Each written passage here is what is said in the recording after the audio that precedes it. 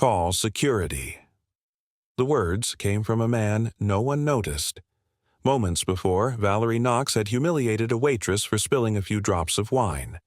The manager bowed. Staff turned away, and the girl's throat trembled with unshed tears. Every face in the room showed fear of the powerful, except one. A man in a gray shirt and low cap stood behind the counter, his movements too steady, too quiet. He watched not in anger, but in judgment. When the woman sneered, "People like her don't belong here," his head lifted. "Call security," he said. Silence hit the room hard. That's how it started the day an owner went undercover and found out who his company had become. If this moment hit, you wait.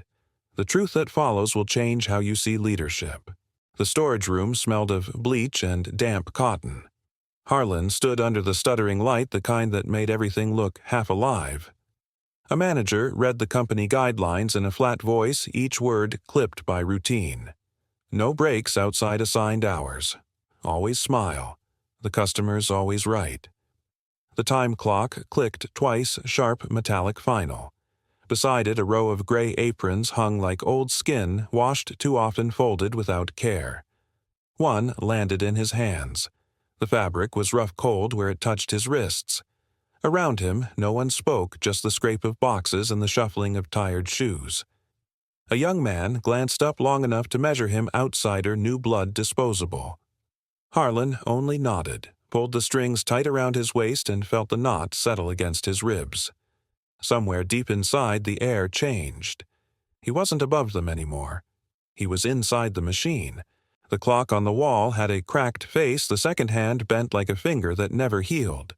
Still it moved, tick by stubborn tick, mocking the bodies beneath it. The kitchen roared, but not with voices. Orders slid down a metal line, papers fluttering like trapped birds. No one lifted their head. The fryers hissed, the fans coughed, the fluorescent lights hummed a colorless note. A man wiped sweat onto a sleeve already soaked, and Harlan saw the stain spread like rust. His own breath fell into rhythm with the room, mechanical, unfeeling. The clock above them ruled, and they obeyed, bound by numbers, by fear of losing even this small, grinding place. When he looked again, the second hand twitched against the crack and kept going. That was all it did. That was all any of them did. Marcus had hands made for work, broad-scarred, steady. He watched Harlan struggle with a towel and laughed, the sound rough but kind. 3 turns, he said, demonstrating the motion, simple, practiced. His eyes were dark but warm, carrying a tired wisdom that belonged to men who've been broken more than once and kept walking anyway. Between shifts, Marcus talked about old days when he managed a team before he learned the cost of speaking up. "Some truths cost a paycheck," he murmured, wiping the counter until the metal shone. Harlan nodded, silent. There was strength in the man's restraint in the way he chose care over bitterness. When their hands met briefly, one calloused, one clean, the weight of that handshake said more than any oath. For the first time, Harlan felt a pulse inside this gray place, faint, human, still alive. The kitchen burned with noise and oil. Steam rose in heavy sheets, wrapping the air in grease and exhaustion. The thermometer's needle trembled past red, but the head cook didn't stop. His cough came deep, sharp, dragging through his chest. Elena steadied him, pressing a napkin to his mouth, eyes flicking toward the manager who stood at the door tapping a watch. "We're behind on numbers." That was all she said before turning away. Harlan stepped forward without thought, catching the pan as it slipped. The handle scorched his palm, a clean bite of pain. The smell of char hit like warning smoke, bitter, metallic, human. The old man tried to protest, but Harlan kept stirring silent. Around them, the air thickened until breathing felt like a choice. When the timer finally rang, no one looked up. The manager wrote something on a clipboard. The fire hissed out. Nothing changed except Harlan's hands now burned into belonging. By the employee lockers, a wall of fading photographs tried to prove the place still cared. The Employee of the Month frame hung crooked, its glass filmed in gray dust. Harlan wiped it with his sleeve. A face half appeared, half erased. The nameplate below was missing, only the rusted screw remained. A hairline crack ran along the edge of the glass, splitting the reflection of his own face. He could see himself there, blurred, uncertain, belonging to no one. The smell of dry wood and old polish clung to the air, the scent of forgotten praise. Someone had once cared enough to hang these to clap for a job well done. Now it was just decor, a ghost of pride turned decoration. Harlan brushed the frame once more, leaving the print of his fingertips on the dust. It looked like proof, small temporary human, of something the company no longer remembered. She appeared in another branch 2 weeks later, thinner, quieter, still smiling. Elena moved through the narrow aisles with a grace that came from habit, not hope. Her wrist bore a faint red mark where the tray strap had cut in, but she didn't hide it. She handed her lunch to a younger co-worker, waved off the thanks, and went back to clearing tables. Harlan watched from a distance, recognizing the same gentleness that had survived humiliation. It wasn't defiance. It was faith, the kind that refused to die no matter how much the world tried to humiliate it. Behind her, the brick wall held a chill, but her small movements warmed the space. He saw in her a still point, the quiet center that systems couldn't erase. When she turned, their eyes met for half a second, and he understood some people don't need saving. They remind others why saving matters. The HR office smelled like metal and disinfectant, clean in the way hospitals hide pain. A young woman sat at a steel table, her shoulders squared but trembling at the edges. The paper before her read voluntary resignation. The ink bled slightly through the thin sheet black veins spreading across white. Her signature wavered. One fingernail cracked a small half-moon of red near the cuticle. The manager didn't look up, just stamped the page with a dull red seal, final unfeeling. Harlan stood near the doorway, too far to speak, close enough to hear the sound of pen against paper. Each stroke felt heavier than the last, like an execution done politely. The girl rose, folded the document as if it might still belong to her, and walked out without a word. The manager reached for another form, blank and waiting. Harlan's chest tightened. Here, cruelty didn't shout. It filed paperwork. The world shrank to a sink full of foam. Midnight pressed against the glass. The restaurant slept while the dishes didn't. Water hit steel in a rhythm that never cared who listened. Harlan's hands were red skin, split along the knuckles. The soap stung where it entered the cracks. A chipped plate slipped from his grip and caught the light, the crack running through it like lightning captured mid-breath. He turned it over, watching the fracture crawl toward the rim, refusing to break completely. Steam fogged the metal walls, carrying the smell of wet iron and skin. His reflection flickered in the surface of the water, faceless, tired. He rinsed again and again until the water cleared, but the ache didn't. When he finally shut off the tap, silence hit harder than noise.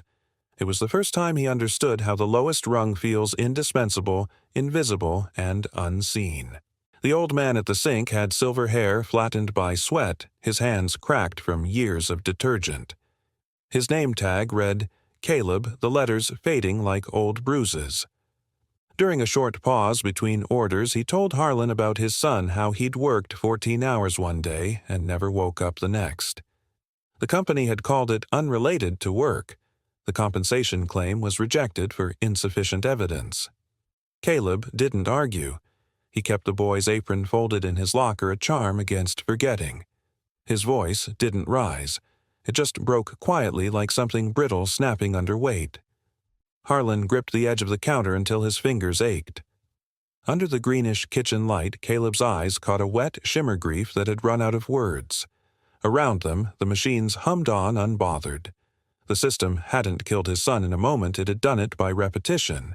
The office was empty, the air still as dust. On the desk lay a thick ledger, its spine cracked from use. Harlan opened it out of instinct, not curiosity, and saw the list of expense reductions, insurance over time, sick pay, all neatly crossed through. The approval stamp glared, red, clean official. Beneath it, a signature curved across the page. His own. The ink had long dried, but it might as well have been wet. The shame burned new. A chill ran the length of his back as he turned the page. More names, rows upon rows, people he had never met but whose lives he had trimmed to fit a spreadsheet. Each number now read like a wound he had caused without ever lifting a hand. He touched the signature once gently as if to test whether it would burn. The door creaked behind him. He closed the book fast, hiding it, but not himself. The gilt stayed open. Morning light drifted through the narrow window, soft and cold. A girl stood by the counter, her paycheck lighter than it should have been. She folded it twice then, a third time, the gesture small but breaking. Harlan reached into his pocket and slipped an envelope across the table. Her hand froze mid-air. "Don't mention it," he said, his voice low enough to disappear under the hum of the fridge. She pressed the envelope to her chest, eyes wide, unsure whether to thank him or cry. "You don't have to," he added, but she already understood. Above them, the flickering light steadied for once. The room, always cold, felt less sharp at the edges. It wasn't much, just a kindness so quiet it almost went unheard. But in a place where compassion was treated like weakness, it was the loudest act he could make. They stood by the back exit, the air thick with the scent of metal and old rain. Marcus leaned close, pulling Harlan out of the camera's blind spot. "Care too much," he said quietly, "and they'll eat you alive." His voice carried the wear of someone who'd seen it happen before. Harlan met his eyes, half a smile ghosting across his face. "I've been eaten before." Marcus didn't laugh. For a moment, they simply stood there, the old fighter and the hidden boss, two men bound by the same unspoken fatigue. Their fists brushed not as greeting, but as promise. Above them, a light buzzed and flickered, throwing their shadows long across the concrete. In that silence, Marcus's warning hung heavier than threat. It was prophecy. Harlan knew the truth of it, yet walked back inside anyway. Sometimes the only way to fix a system was to let it break you first. The sound came first, the sharp rhythm of heels striking marble each step, claiming space before her presence filled it. Clara Wills entered the room like a verdict already decided. Her blazer was pressed to a perfect edge, her hair pinned so tight it seemed to pull the air with it. That thin smile she wore wasn't warmth, it was precision, the kind that cut. The staff straightened instinctively, shoulders folding inward, eyes fixed on the floor. She twirled her fountain pen between two fingers, a gesture of casual power of ownership. Even the clock seemed to hesitate before ticking again. Harlan watched from behind the counter, unmoving. The fluorescent light glinted off her pen, flashing like a blade each time it turned. Authority didn't need to shout, here it wore perfume and silence. In that moment, he understood cruelty in this place wasn't chaos. It was organized, polite, and utterly efficient. The rush came with a wrong order, too much salt, not enough care. The customer's voice rose, a complaint teetering on humiliation. Before Clara could step in, Harlan crossed the floor, calm, precise. He apologized, replaced the dish himself, and spoke softly to the guest until the tension drained. The man smiled, left a tip for Elena. The room exhaled. The cook's trembling hands stilled. Marcus leaned back against the wall, a small nod, his only applause. Across the room, Clara's pen scratched the page, slow and deliberate, her eyes locked on Harlan like a hawk that had found movement in tall grass. He didn't look her way. He simply gathered the tray, wiped the counter, and stepped back into the background. It was nothing, just service done right. Yet, in a system that rewarded compliance, decency itself had become rebellion.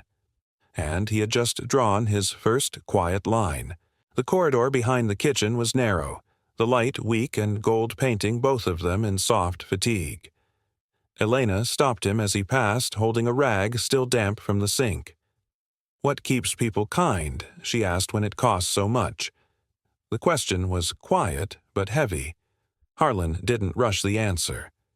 "Remembering what it's like to be small," he said finally. The words hung there, unpolished, real.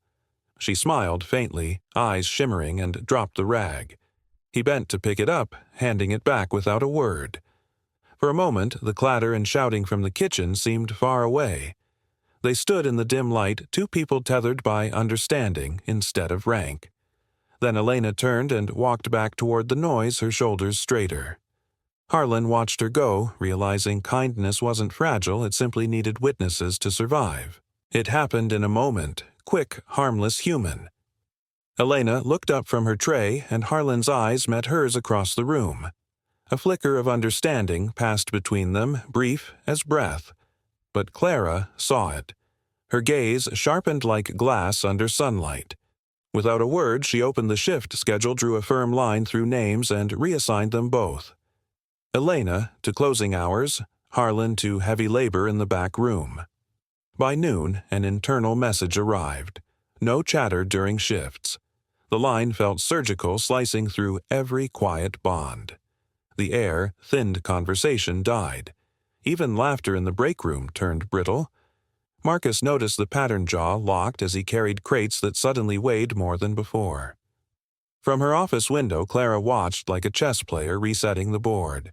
One glance had been enough to redraw the rules. Harlan didn't protest, but the silence this time was dangerous. It was learning to wait. The lunch rush came with the sharp click of Clara's heels. A VIP guest had sent back a plate, and Clara's fury needed a target.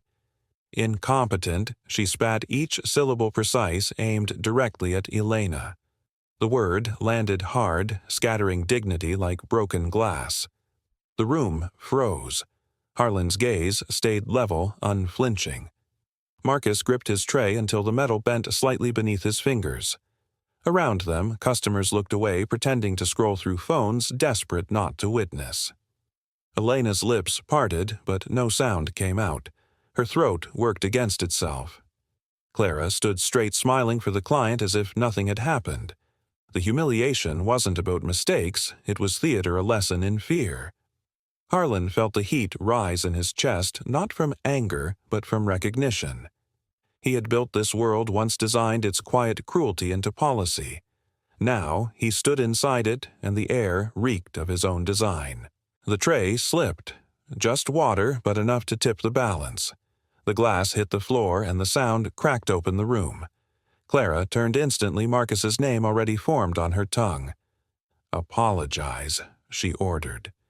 He tried to speak, voice catching in his throat. It wasn't fear that shook his hands. It was humiliation, the kind that comes from knowing the verdict was written before the trial. Elena moved a half-step forward, then froze. Harlan crossed the floor in silence, knelt, and caught the second glass before it fell. His hand, steady, absorbed the weight meant for another. The customer blinked, confused by the calm, then nodded awkward thanks. The moment stretched, everyone watching, no one breathing. Marcus lowered his head, not in guilt, but in restraint. Clara's smile didn't reach her eyes. The echo of that first crash lingered, the same echo from the restaurant weeks ago. Different place. Same cruelty. Only this time, Harlan was watching closely. The tension broke when Harlan stepped forward. No orders, no announcement, just calm precision. Marcus stood frozen, the words, "I'm sorry," dying in his throat. Harlan bowed slightly to the customer, his voice steady, formal, yet human. "We take responsibility, sir. I'll fix this for you." There was no defense, no pleading, only respect. The man's anger softened.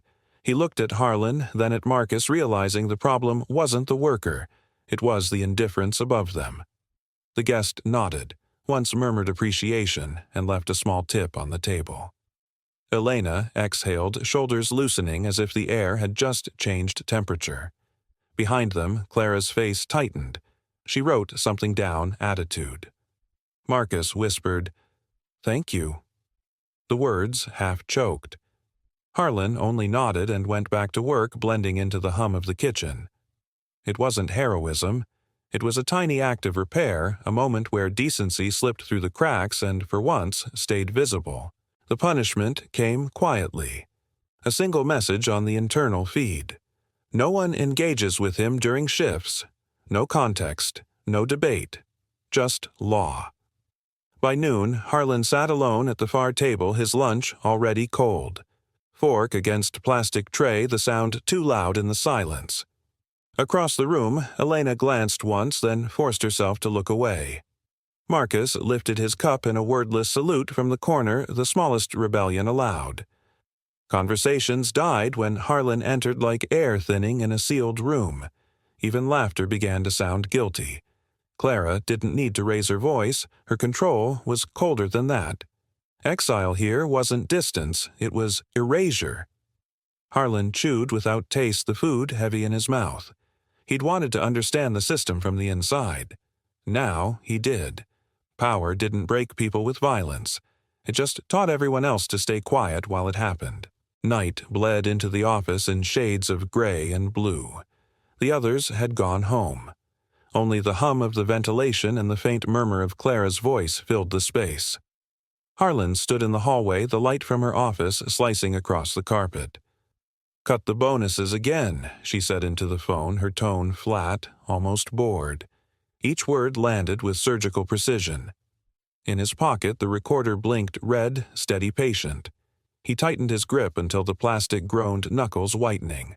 On the wall beside him, a chart detailed profit margins, red arrows pointing upward beside names now erased. It was all perfectly legal, perfectly cruel. Clara laughed softly at something the voice on the line said. Harlan turned away, pulse steady but cold. The plan had started. The evidence would come piece by piece like rust working through steel. Some things only break when you prove they were designed to. The alley behind the restaurant reeked of spoiled grease and rain-soaked cardboard. The hum of the kitchen was distant now, just the two of them, and the hiss of a leaking pipe. Marcus handed Harlan a paper cup of coffee, steam rising through the cold air. "They'll crush you," he said, voice flat but weighted. Harlan blew across the rim, eyes steady. "I want to see how." The wind slammed a trash lid against the wall, the sound echoing like metal struck in warning. Marcus stared at him for a moment, half respect, half fear. "You don't know what they're capable of." Maybe Harlan said quietly, but neither do they. They stood in silence, the kind that speaks of understanding deeper than friendship. The steam between them curled and vanished. Somewhere inside, a door slammed. The night held its breath. Neither man moved, but the decision had already been made. Harlan would stay in the fire. The discovery happened too fast to pretend otherwise. Clara entered the storage office mid-sentence, her heels sharp against the tile. Harlan froze, the small recorder still half hidden in his hand. Her eyes narrowed, catching the red blink. She snatched the cord from his pocket with the precision of someone used to stripping away masks. The silence that followed was sharp enough to cut through breath. Elena saw it from the hallway, her pulse hammered once, twice. Marcus moved forward, then stopped himself, jaw set. Clara held up the device like evidence in court. So she said softly, "This is what loyalty looks like." Harlan didn't flinch. His eyes held hers calm as if this had been part of the plan. The wind outside rattled the vents. The smell of bleach thickened the air. For a moment, no one spoke. Then Clara smiled, cold and certain. The trap had snapped shut. But she didn't know he'd already gathered enough. The paper lay on the desk, perfectly centered, the company logo at the top like a seal of judgment. The words were measured and bloodless. Contract terminated, effective immediately. Clara's pen cut across the bottom, each stroke deliberate. She slid the document forward. Harlan read it once, expression unchanged, then picked up the pen. His signature was small-controlled. No hesitation. No defense. From the hallway, Elena watched through the narrow gap in the door, her fingers gripping the frame. Marcus, standing near the break-room wall, struck it once with his fist, quiet, sharp final. The red company stamp came down with a dull thud, bleeding slightly into the paper's grain. Clara leaned back satisfied as if the ink itself confirmed victory.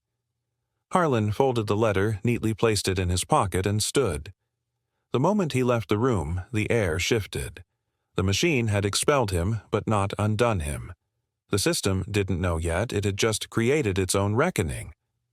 The back door slammed open, the wind tearing it wide as rain struck like whips against concrete. Harlan stepped out, the gray shirt clinging to him, soaked until it lost its color. His cap slipped forward, water dripping off the brim. Behind him, the building glowed faintly through sheets of rain, its windows cold, its silence heavier than noise. Elena ran out after him, calling once, her voice breaking under the storm. She caught his shoulder, breathless, her palm pressed against the wet fabric. He turned eyes steady, something fierce and clear burning behind them. He didn't speak. He didn't need to. His nod was enough acknowledgement, gratitude, farewell. The puddle at their feet mirrored them both, blurred by ripples, two reflections shivering in motion. Far beyond, the restaurant's sign flickered under the downpour, its letters trembling in the wind. The storm didn't erase him, it revealed him. This was not retreat. It was the calm step before thunder. Inside the parked car, the world was black and silver. Rain drummed on the roof in a relentless rhythm, steady as a heartbeat. Harlan sat still, hands gripping the steering wheel, face lit only by the glow of his phone. He scrolled once, found the number, and pressed call. The ring felt longer than usual, then a voice answered. "This is Harlan Voss," he said evenly. "Gather all regional managers. Tomorrow morning. Mandatory. No hesitation. No anger. Just control." The raindrops raced down the windshield, colliding, splitting apart again. He wiped the water from his face with the back of his hand, the gesture mechanical, clean. Outside, the world blurred into lines of light and motion, as if waiting for direction. He ended the call, leaned back, and let the silence settle. One decision, and the ground began to shift. The same rain that had drenched his defeat now washed the way clear for reckoning. Morning arrived, heavy with gray. The conference room's glass walls showed a skyline wrapped in clouds, the city moving beneath it, unaware. One by one, the regional managers filed in whispers, questions the air thick with rumor. Clara sat at the front, posture perfect, chin lifted as if daring the room to breathe too loudly. At the far end, a single chair remained empty, the head of the table left waiting. The monitor on the wall glowed, black cursor blinking a heartbeat of anticipation. Outside, thunder rumbled low but close. The hum of conversation died as the clock struck the hour, its ticking drawn out, deliberate. Clara crossed her legs, smoothed her blazer eyes, sharp with certainty. She had won before. She would win again. But something about the silence unnerved her. It wasn't fear, it was focus. The storm she'd summoned was here, gathering quietly behind that empty chair. And it knew her name. The door opened without warning, and the room fell silent as if the air itself refused to move. Harlan stepped in gray shirt, pressed no cap this time. The simplicity of him was disarming, almost ordinary, yet the weight in his posture shifted the entire room. Clara blinked once, confusion tightening into disbelief. The creak of her chair sounded louder than any voice. At the far end, Marcus sat quietly among the guests, hands folded, eyes unreadable. Outside the glass wall, Elena stood motionless, one hand pressed against the pane, her reflection blurred by morning light. Harlan walked the length of the table, every step echoing with recognition dawning across faces. When he reached the empty seat at the head, he didn't hesitate. He sat. No introductions, no explanations. Just the quiet reclaiming of presence. The room finally exhaled a single collective breath laced with realization. The man they'd dismissed, humiliated, and erased now owned every second of their silence. Clara's laugh broke the tension, brittle as glass. Surely a misunderstanding, she said, her tone painted with disbelief and careful charm. Harlan didn't answer. He placed his briefcase on the table, opened it, and began arranging documents in precise, calm order. The paper whispered against the wood.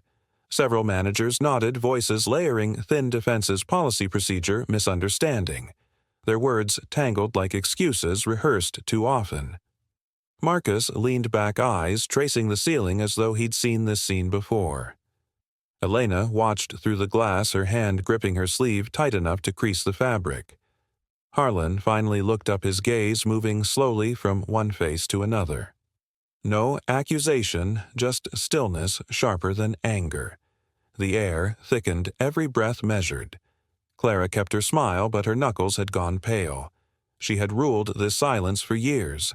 Now it no longer belonged to her. The sound started low, a faint crackle of recorded air, then Clara's voice filled the room. Clear, commanding.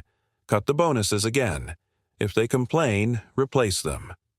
The words played without emotion, but they landed like stones dropped into water, spreading ripples through every pair of eyes at the table. Someone flinched. Another slid their chair back an inch. Harlan reached for another file, pressing play. Again the night shift called, the exact timestamp, her tone colder this time.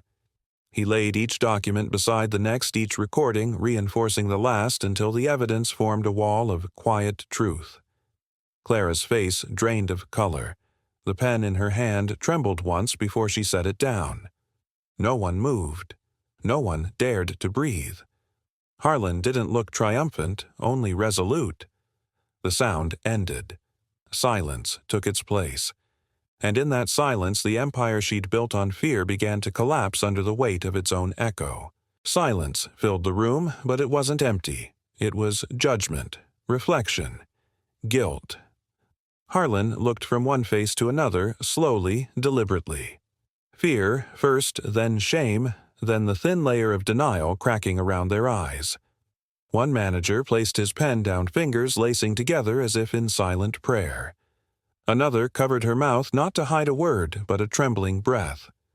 The fluorescent lights above flickered slightly, throwing brief shadows across drawn faces, reflections twitching in the glass table's surface.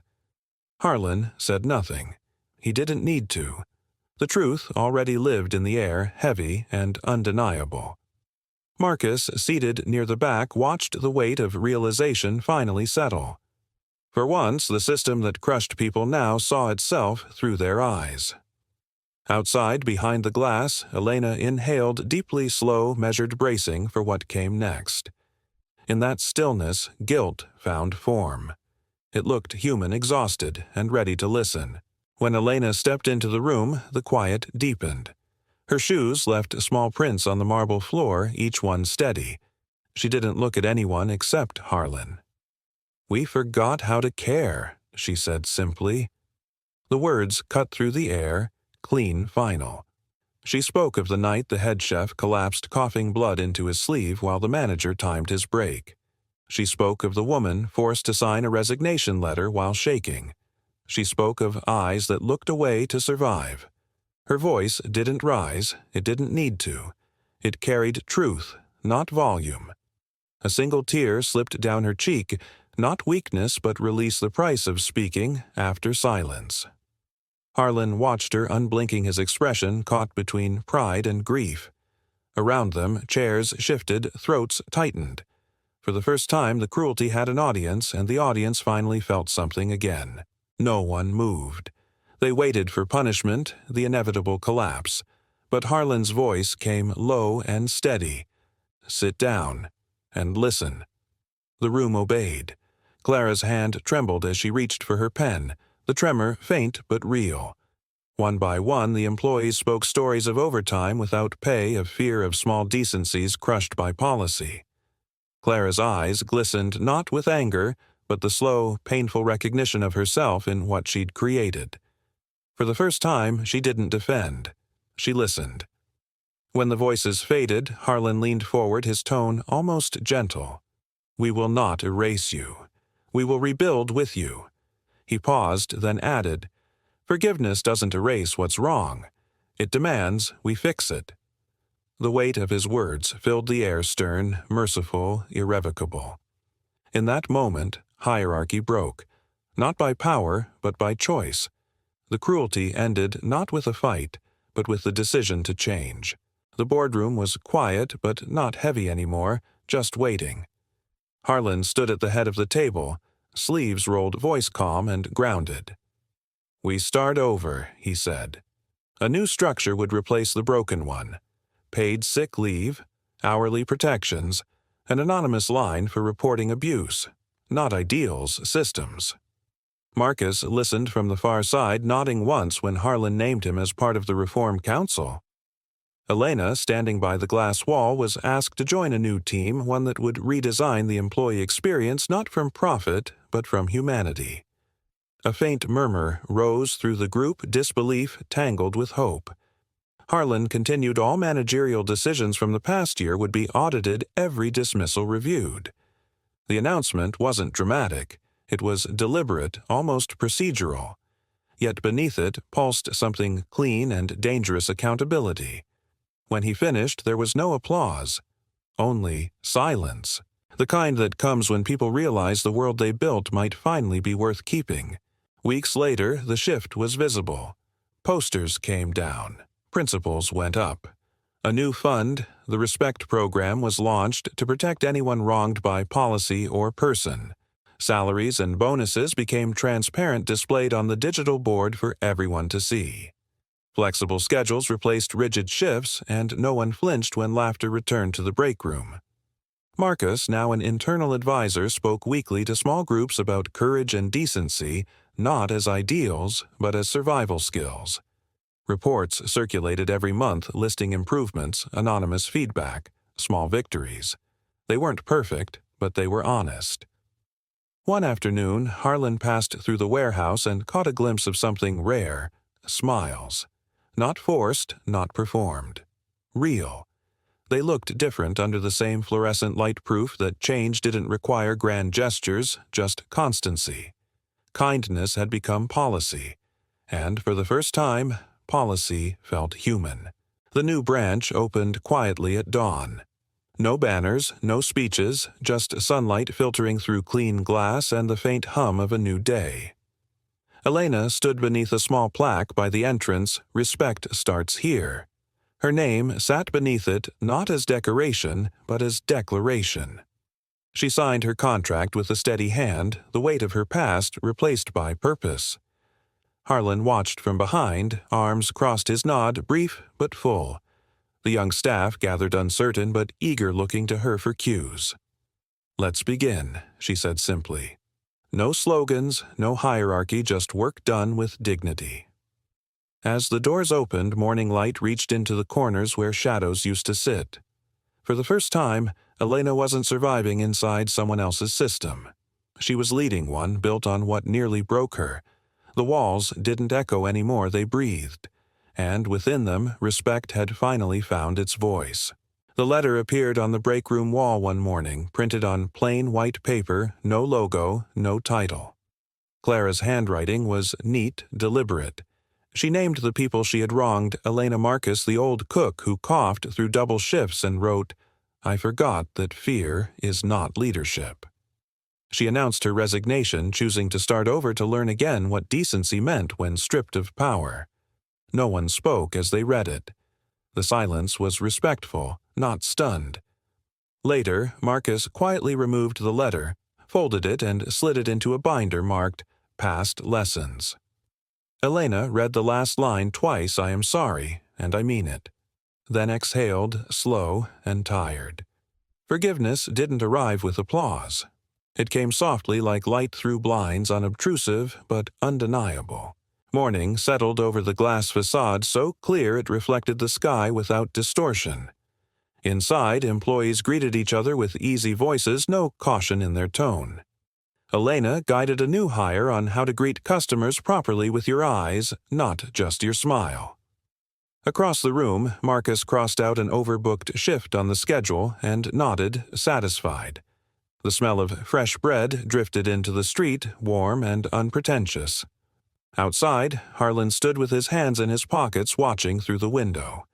There was no grand revelation, no lingering pain, only rhythm, people moving with quiet purpose. The reflection in the glass caught his face, half shadowed, half light. This was what redemption looked like when it worked, not loud, not perfect, just steady. Inside, life continued. Outside, he smiled once, faint and real. The evening light struck the glass sign, turning "The Silent Connection" into gold. Harlan adjusted his gray shirt, set his cap straight, and caught his reflection smaller, now distant, but content. Inside, the staff moved in quiet rhythm. Someone signed "Welcome" with a gentle motion. Elena saw him through the window and only nodded. No words, no ceremony, just understanding. Harlan turned away, his steps unhurried the world steady again. He knew now that real change didn't shout, it stayed. Kindness didn't need noise or witness. It built things that lasted invisible but felt every single day.